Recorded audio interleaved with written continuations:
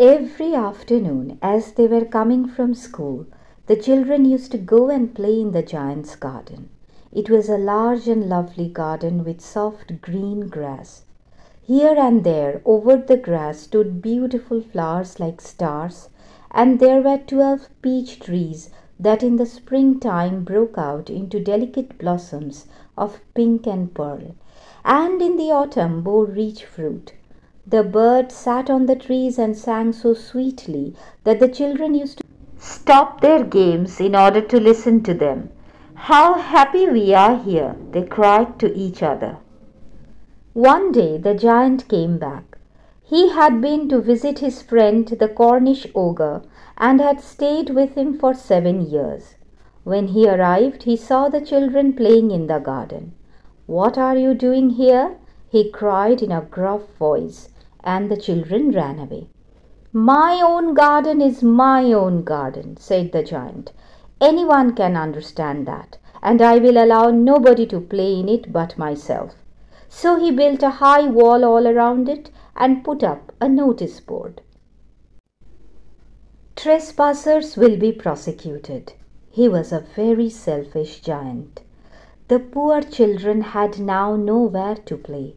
They tried to play on the road, but the road was very dusty and full of hard stones, and they did not like it. They used to wander round the high walls when their lessons were over and talk about the beautiful garden inside. "How happy we were there," they said to each other. Then the spring came, and all over the country there were little blossoms and little birds. Only in the garden of the selfish giant it was still winter. The birds did not care to sing in it, as there were no children, and the trees forgot to blossom.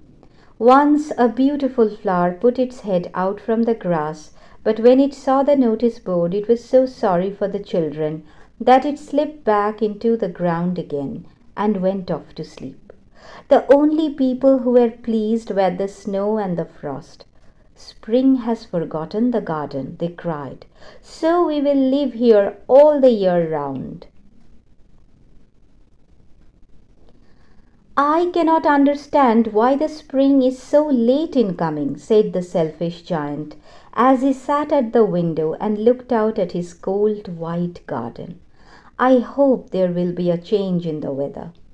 But the spring never came, nor the summer. The autumn gave golden fruit to every garden, but to the giant's garden she gave none.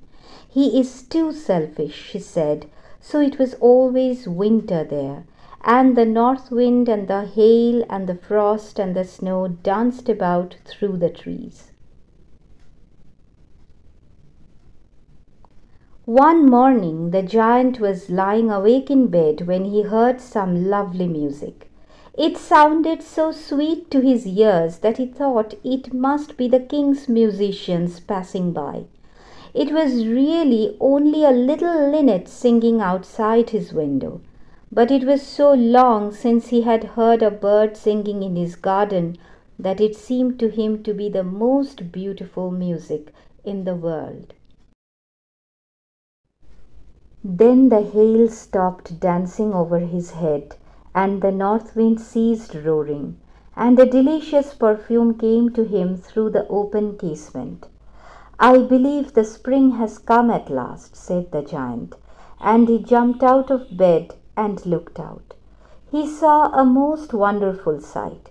Through a little hole in the wall the children had crept in, and they were sitting in the branches of the trees.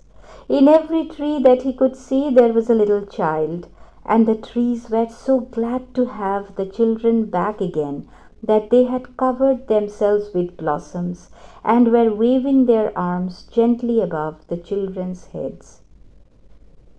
The birds were flying about and twittering with delight, and the flowers were looking up through the green grass and laughing. It was a lovely scene.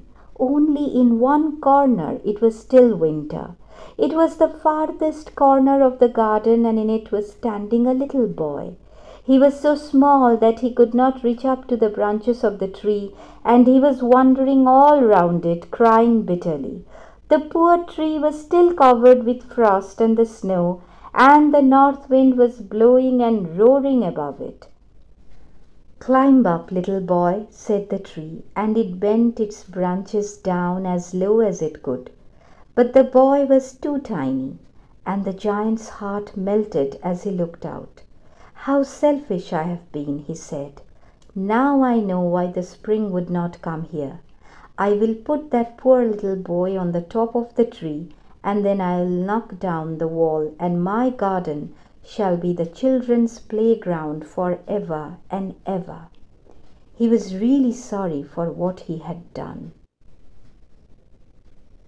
So he crept downstairs and opened the front door quite softly and went out into the garden. But when the children saw him, they were so frightened that they all ran away, and the garden became winter again. Only the little boy did not run, for his eyes were so full of tears that he did not see the giant coming. And the giant stole up behind him and took him gently in his hands and put him up into the tree. And the tree broke at once into blossom, and the birds came and sang on it, and the little boy stretched out his 2 arms and flung them round the giant's neck and kissed him. And the other children, when they saw that the giant was not wicked any longer, came running back, and with them came the spring. "It is your garden now, little children," said the giant, and he took a great axe and knocked down the wall. And when the people were going to market at 12 o'clock, they found the giant playing with the children in the most beautiful garden they had ever seen. All day long they played, and in the evening they came to the giant to bid him good-bye. "But where is your little companion?" he said. "The boy I put into the tree?" The giant loved him the best because he had kissed him. "We don't know," answered the children. "He has gone away." "You must tell him to be sure and come tomorrow," said the giant. But the children said that they did not know where he lived and had never seen him before. And the giant felt very sad. Every afternoon, when school was over, the children came and played with the giant. But the little boy whom the giant loved was never seen again.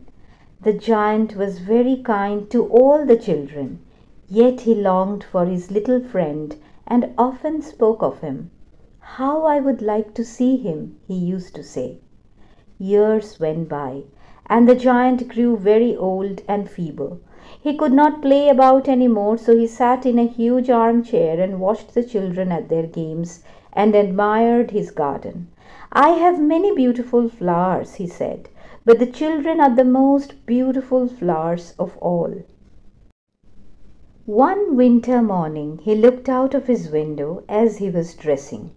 He did not hate the winter now, for he knew that it was merely the spring asleep and that the flowers were resting. Suddenly he rubbed his eyes in wonder and looked and looked. It certainly was a marvelous sight. In the farthest corner of the garden was a tree quite covered with lovely white blossoms. Its branches were golden and silver fruit hung down from them, and underneath it stood the little boy he had loved. Downstairs ran the giant in great joy and out into the garden. He hastened across the grass and came near to the child. And when he came quite close, his face grew red with anger, and he said, "Who hath dared to wound thee?" cried the giant. "Tell me, that I may take my big sword and slay him." "Nay," answered the child, "but these are the wounds of love." "Who art thou?" said the giant, and a strange awe fell on him, and he knelt before the little child. And the child smiled on the giant and said to him, "You let me play once in your garden. Today you shall come with me to my garden, which is paradise." And when the children ran in that afternoon, they found the giant lying dead under the tree, all covered with white blossoms.